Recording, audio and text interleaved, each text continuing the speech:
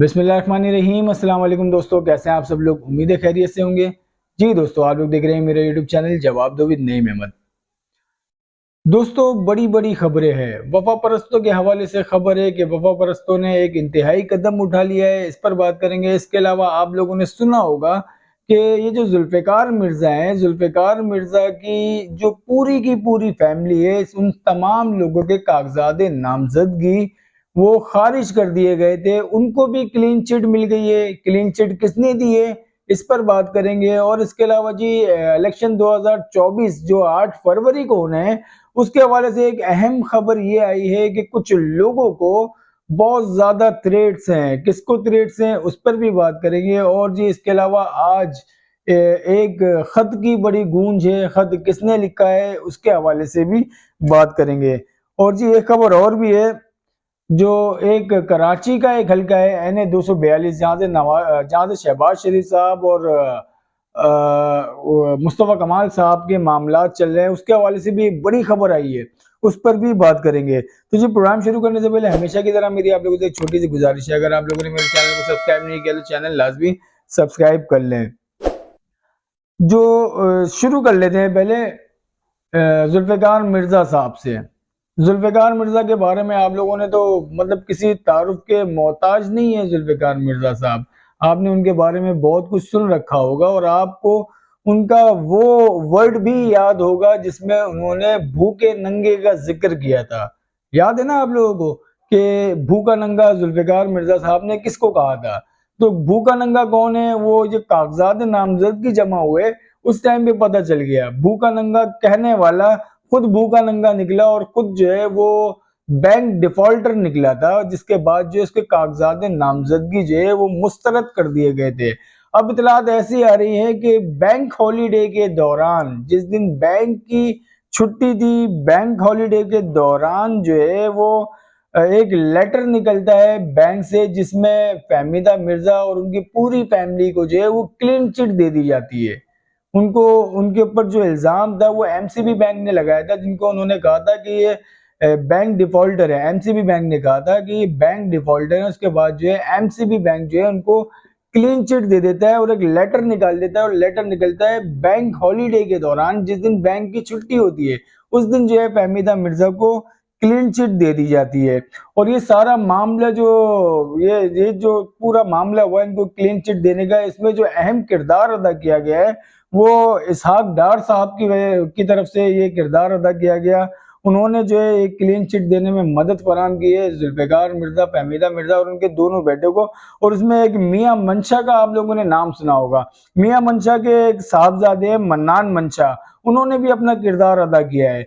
तो ये है भाई भूखे नंगे, और ये भूखे नंगों का काम है कि बैंक डिफॉल्टर होते हैं और फिर अपने असर रसूख इस्तेमाल करने के बाद, इसहाक डार जैसे, मियां मंशा जैसे लोगों को इस्तेमाल करने के बाद, अपने ताल्लुकात इस्तेमाल करने के बाद ये छुट्टी वाले दिन लेटर निकलवा लेते हैं बैंकों से और ये इनको क्लीन चिट दे दी जाती है, जिसपे इलेक्शन कमीशन ने मुकम्मल तौर पे अपनी आंखें जो है वो बंद की हुई हैं। तमाम लोग इस पे यही कह रहे हैं कि भाई छुट्टी वाले दिन बैंक जो है वो कैसे लेटर निकाल सकता है। ये हाल है, आप देख लें। अब जी बात कर लेते हैं, बहुत ज़्यादा जो है खबर चल रही है वो केपी के से चल रही है। केपी के जो कुछ लोग हैं, जैसे कि मौलाना फजलुर रहमान साहब हैं और एमल वली साहब हैं। एमल वली एएनपी के सदर हैं। इनके हवाले से जो है इतलात आ रही है कि इनको बहुत ज़्यादा थ्रेट्स जारी किए गए हैं। उनको जो है एक नोटिस भी जारी किया गया है, एडवाइजरी नोटिस जो है इनको जारी किया गया है, जिसमें इनको बताया गया है कि भाई आप जो है वो, आपको सिक्योरिटी खदशात की पेश नज़र मुतल्ला किया जाता है कि दहशत गर्दों की तरफ से आपको दौरान सफ़र या आपकी रिहाइशगाह पर किसी भी टाइम जो है वो आपको निशाना बनाया जा सकता है। तो आप जो है अपने सारे हरकत और सकनात की खुफिया महदूद रखें और सिक्योरिटी अलर्ट रखें अपनी। ये जो है एक एडवाइजरी जारी की गई है मौलाना फजलुर रहमान साहब और एमल वली साहब को। और यहाँ पे जो एक कमाल बात हुई वो ये हुई है कि नाम दिए जा रहे थे मौलाना फजलुर रहमान और एमल वली साहब को, लेकिन खुद दहशत गर्दों का हमला जो है वो हो जाता है मोहसिन दावड़ पे। अब से कुछ देर पहले मोहसिन दावड़ के ऊपर जो है वो कातलाना हमला किया गया है। और मोहसिन दावड़ जो है उनकी गाड़ी बुलेट प्रूफ थी, और गाड़ी बुलेट प्रूफ होने की वजह से मोहसिन दावड़ जो है वो किसी भी नुकसान से महफूज रहे हैं। अल्हम्दुलिल्लाह मोहसिन दावड़ को किसी किस्म का कोई नुकसान नहीं हुआ, लेकिन उनके ऊपर जो है एक हमला किया गया। ये केपीके की अभी टोटल जो है सूरत हाल है। अब बात कर लेते हैं केपीके के हवाले से। कल जो है केपीके में एक बहुत ही खौफनाक नाखुशगवार वाकया पेश आया, और ये वाकया पेश आया मीरान शाह के इलाके में। और वहां पर कुछ मजदूर थे, पंजाब से उनका ताल्लुक था, और वो तमाम लोग जो हैं वो नाई थे, जो हेयर ड्रेसर होते हैं, हेयर ड्रेसर का काम करने वाले 6 लोग थे, जिनको मुबैना तौर पे कहा जा रहा है कि वहाँ केपीके में मीरान शाह के इलाके में जो तालिबान है, तालिबान ने उनको कत्ल किया है। ये सूरत हाल है अमन व अमान की केपीके में, और इसी की वजह से मौलाना फजल रहमान और दीगर लोग जो हैं वो शदीद तहफ़्फ़ुज़ात का अपना इजहार कर रहे हैं इलेक्शन 2024 के हवाले से। और ये एक बहुत बड़ा वाकया है, जो जब ऐसा टाइम चल रहा है कि इस्लामाबाद में बलोच लोग जो है वो धरना दे के बैठे हुए हैं, और फिर यहाँ पंजाबियों का कत्लेआम हो जाना केपीके में, तो ये बहुत सारे सवालों को पैदा करता है कि ये सब हो क्यों रहा है। तो इस तरह के मामला होने नहीं चाहिए। 6 लोग कम नहीं होते, 6 मजदूर जिनका किसी से कोई ताल्लुक नहीं था, सिर्फ मजदूरी करते थे, वहां पे हेयर ड्रेसर का काम करते थे, उन लोग को जो है कत्ल किया गया है। अब जी एक बात मुझे और भी आप लोगों से करनी थी, वो ये कि कल जो मैंने व्लॉग किया था जिसमें मैंने जमशेद दस्ती साहब के हवाले से मैंने कुछ बात की थी, जिसमें आप लोगों ने मेरा वो व्लॉग देखा होगा। उसमें बहुत से लोगों ने एतराज़ किया कि आपको इस तरह से नहीं कहना चाहिए था। देखिए, मैं इस तरह से यूं कह देता हूं कि मेरे भी कुछ जज्बात हैं। ये लोग जो जमशेद दस्ती हो गए या आजम सवाती टाइप लोग हो गए, ये जिस तरीके से रोना गाना करते हैं और वो अपनी फैमिलीज को सामने लेकर आते हैं, ऐसे मामले पे वो उनका कहना होता है हमारी फैमिलीज के साथ जो है वो गलत हरकतें की जा रही हैं। तो हमने तो वो दौर देखा है, हमने तो वो दौर सुना है, हम लोगों ने तो देखा है कि कराची में तो औरतों ने जनाजे पढ़ाए हैं, औरतों ने मैयतें उठाई हैं, घरों में मर्द नहीं होते थे कि कांधा दे सके, इसी वजह से औरतें जो है वो कांधा दिया करती थी। आप लोगों को वो दिन याद नहीं है, या आप लोगों ने उन दिनों के बारे में सुना नहीं है? तो मैं इस वजह से अपने जज्बात पे थोड़ा सा काबू नहीं रख पाता, इस तरह की बातें मैं कर जाता हूँ। जैसे कि कल मैंने जमशेद दस्ती के हवाले से बात कर दी, अगर किसी को बुरा लगा तो मैं माजरत करता हूँ। चलिए जी, अब बात कर लेते हैं आगे। एक खत की बड़ी गूंज चल रही है। खत किसने लिखा है और खत किसको लिखा है, ये मैं आपको बता देता हूँ। साबिक chief justice India supreme court, India के सुप्रीम कोर्ट के साबिक चीफ जस्टिस हैं, नाम है उनका मार्कंडे काटजो। उन्होंने जो हमारे पाकिस्तान के मौजूदा चीफ जस्टिस हैं काजी फायज ईसा, उनके नाम एक खत लिखा है जिसमें उन्होंने तहरीक इंसाफ की हिमायत की है। इंडिया का साबिक चीफ जस्टिस जिसका नाम है मार्कंडे काटजो, उन्होंने हमारे काजी फायज ईसा साहब को मुबैना तौर पर खत लिखा है जिसमें उन्होंने तहरीक इंसाफ की हिमायत की है। और आप समझ जाएं, इस तरीके की बात अगर कराची में जो हमारे सियासी नुमाइंदगी हुआ करती थी उनके लिए अगर इस तरह की बात हो जाती थी, चाहे वो झूठी भी क्यों ना हो, उसको किस तरीके से फैला दिया जाता था, और फिर किस तरीके से लान तान की जाती थी, और फिर किस तरीके से गद्दारी के सर्टिफिकेट बांटे जाते थे कि इनका इंडिया से ताल्लुक है, इनको इंडिया से फेवर आ रही है। आपको याद होगा वो नसरीन जलील का जो खत था, नसरीन जलील ने जो खत लिखा था उसमें सिर्फ इंडिया को वो खत नहीं लिखा था, उसमें तमाम ममालिक को वो खत लिखा था, बहुत सारे मुल्कों को खत लिखा था। उस खत में इंडिया का भी नाम था, तो वो उस इंडिया का नाम खत में होने की वजह से कहा जाता है कि नसरीन जलील को जो गवर्नर सिंध है वो नहीं बनाया गया था। तो अब जो है आप देख लें, इंडिया का साबिक चीफ जस्टिस जो है वो हमारे चीफ जस्टिस को खत लिख रहा है, और वहां पे वो फेवर दे रहा है तहरीक इंसाफ को, इमरान खान साहब की सपोर्ट में बात कर रहे हैं, उनकी सपोर्ट में जो है वो खत लिख रहा है। और जी अब बात कर लेते हैं NA 242 के मामला जो है वो बिगड़ते चले जा रहे हैं।